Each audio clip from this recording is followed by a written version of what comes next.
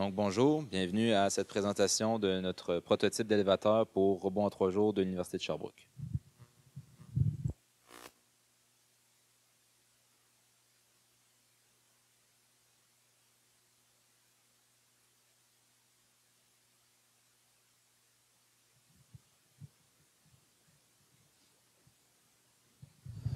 Fait que, dans le fond, nous autres, ce qu'on a fait, c'est un élévateur avec deux poulies et trois endroits fixes.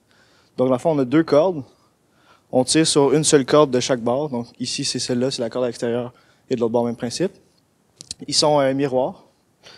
Et dans le fond, la pièce qui va le plus haut, c'est celle du milieu. Fait que, dans le fond, là, on a la corde ici, qui est à l'extérieur, qui va venir se fixer dans celui du milieu, juste ici. Donc, elle va tirer l'extrusion du milieu.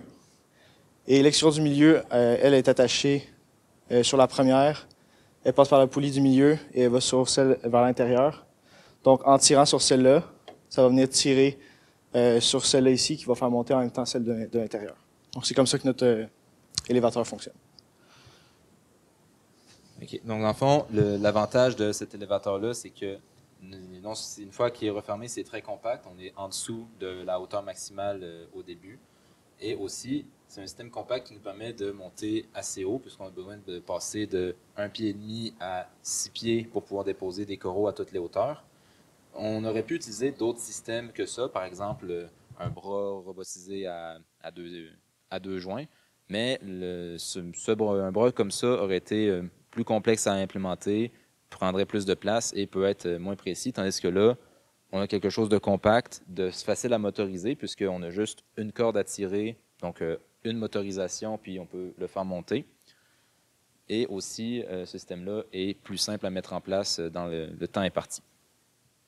Donc, pour embarquer un peu plus en détail sur comment il fonctionne, on a trois extrudés de métal, comme mentionné, qui sont reliés ensemble avec des pièces comme ceci, qui leur permettent de glisser l'une dans l'autre librement.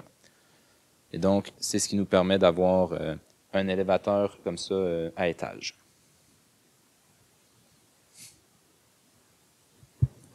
Puis, dans le fond, nous autres, on a choisi ça parce qu'on n'avait pas le matériel nécessaire pour avoir un bearing linéaire, ce qui aurait été beaucoup mieux en termes de friction, parce que là, on a quand même beaucoup de friction vu qu'on a un contact métal sur métal avec les extrusions. Mais pour le moment, on a réussi à s'en sortir avec un petit peu de lubrifiant WD-40, là, fait que ça a l'air de fonctionner quand même assez, mais c'est sûr que si vous pouvez utiliser un bearing linéaire, ça va être optimal.